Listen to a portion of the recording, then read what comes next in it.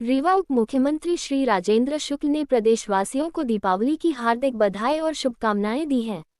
उन्होंने कहा कि प्रकाश का ये पर्व अंधकार पर प्रकाश, असत्य पर सत्य और अन्याय पर न्याय की विजय का प्रतीक है।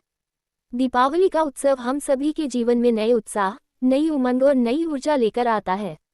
उप मुख्यमंत्री श्री शुक्ल ने कहा है कि यह पर्व प्रभु श्री राम की अयोध्या वापसी का प्रतीक है, जब पूरी अयोध्या दीपों की पंक्तियों से आलोकित हुई थी।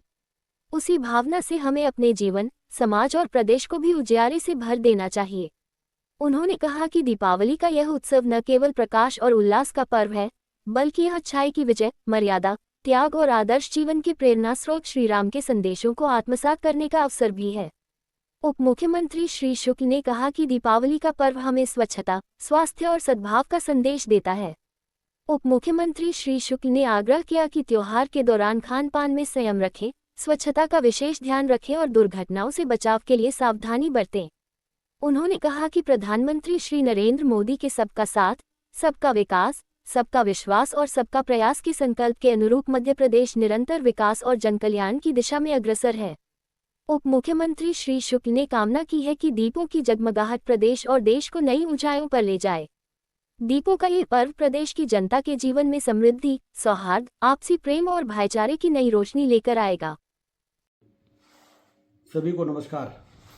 दीपावली की सभी को हार्दिक शुभकामनाएं।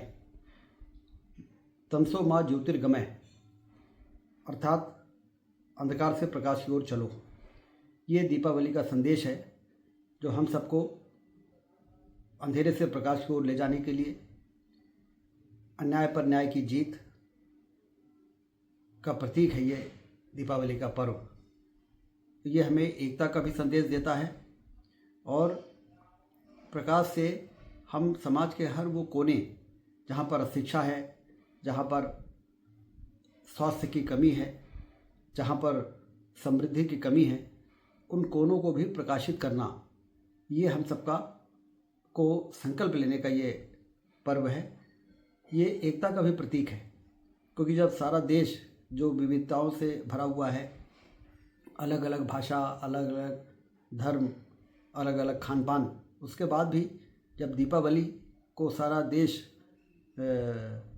दीपमालाओं से प्रकाशित हो जाता है, तो फिर पूरा देश एकजुट है, इसका भी संदेश दुनिया को जाता है।